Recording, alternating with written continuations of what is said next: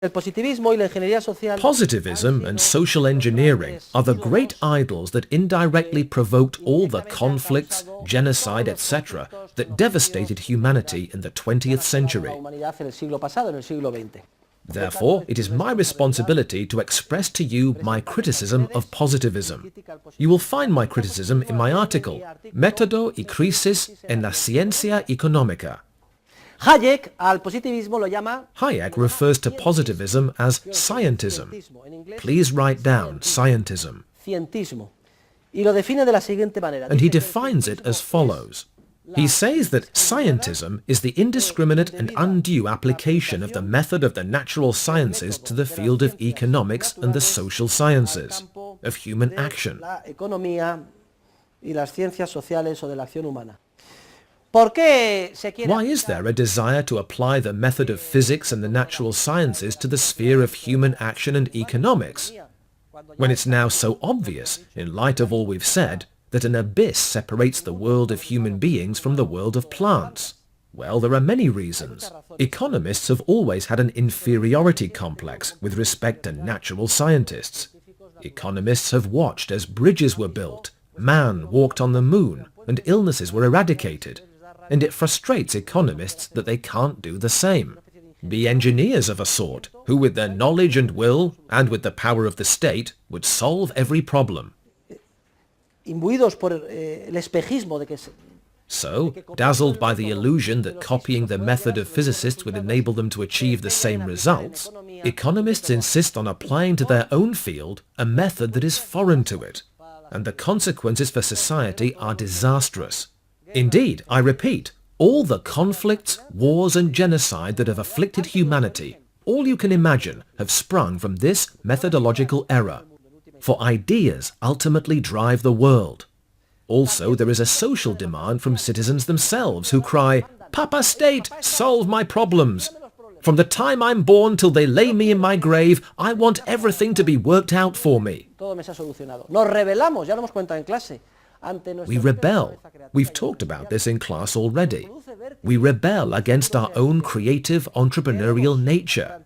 The uncertainty of the future makes us dizzy. We want guarantees, certainties, assurances. We turn our backs on our own nature. We demand and insist that social engineers sort out our lives. Notice what a vicious cycle that is. We rebel against our own nature. It's like when an organism has the most serious kind of disease an organism can have, when our immune system breaks down and our body's own defense system attacks our body. Such diseases are the most serious.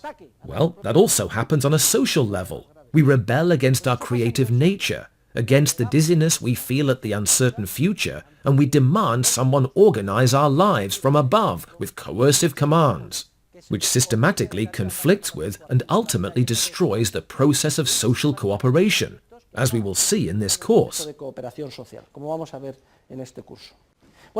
Well, this has been a digression about the sociology of science, about why we again and again succumb to the crudest scientificism.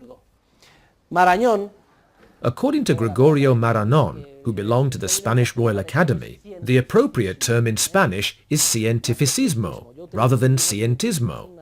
In my books I use scientismo. It's kind of a Hispanicized version of the word Hayek uses, scientism. Marañón defines scientificismo as both the belief that one has scientific expertise one does not have and the insistence on applying it. All who aspire to such an outrage are scientificistas, scientificists.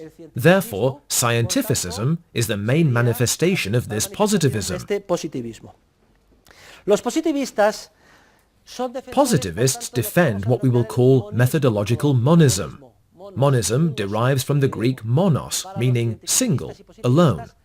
According to scientificists and positivists, there is only one scientific method, only one sole method, and it is applied equally, whether the field be physics, chemistry, the natural sciences, or the sciences of human action.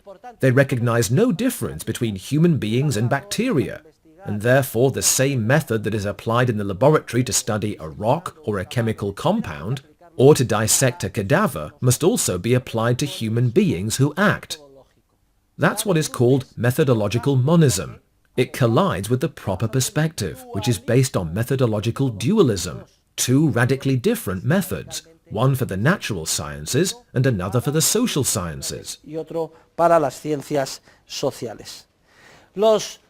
Not only do positivists and scientificists claim that there is no difference between the social and the natural sciences, and that the method used should be the same in both, but they also criticize axioms. They view all a prioristic axiomatic knowledge as metaphysics. Notice meta means beyond in Greek, so metaphysics means beyond physics. Positivists and scientificists see physics as the queen of the sciences, and because they consider it to be the quintessential science, they describe all axiomatic knowledge as metaphysics. In other words, unscientific, outside of science. I'm telling you this so you will be on your guard. Also, scientificists and positivists are generally determinists and materialists. Do you remember our pyramid, our hierarchical classification of orders?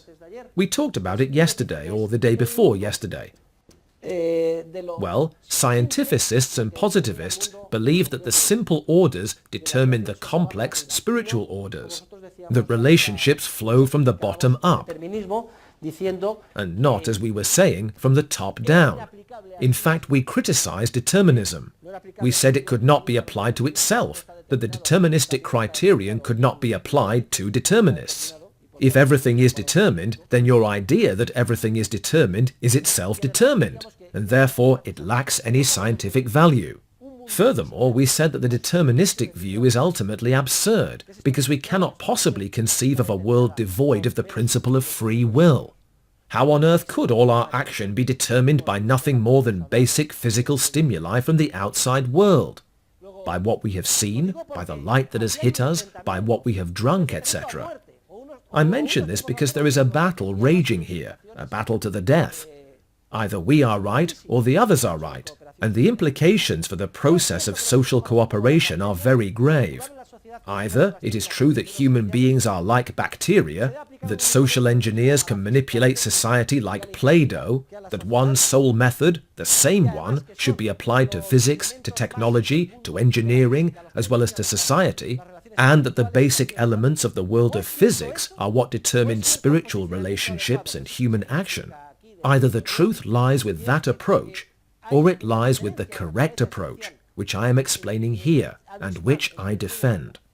I hold that there is an enormous, essential difference between human beings and all other entities in the world of nature, that for some reason human beings are endowed with an innate creative capacity which makes their future uncertain, that historical events are extremely complex, because human creative capacity excludes constants, that we must have a prior theory, that this theory cannot be derived from real events.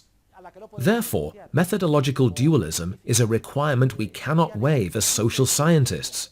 And scientism, positivism, and social engineering are very grave errors which have caused, and now cause, and always will cause the most catastrophic consequences in society, whenever the attempt is made to implement them.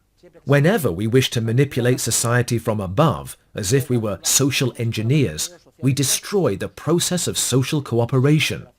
For the basic elements are not atoms, rocks, or organs, but precisely human beings endowed with an innate capacity for creativity.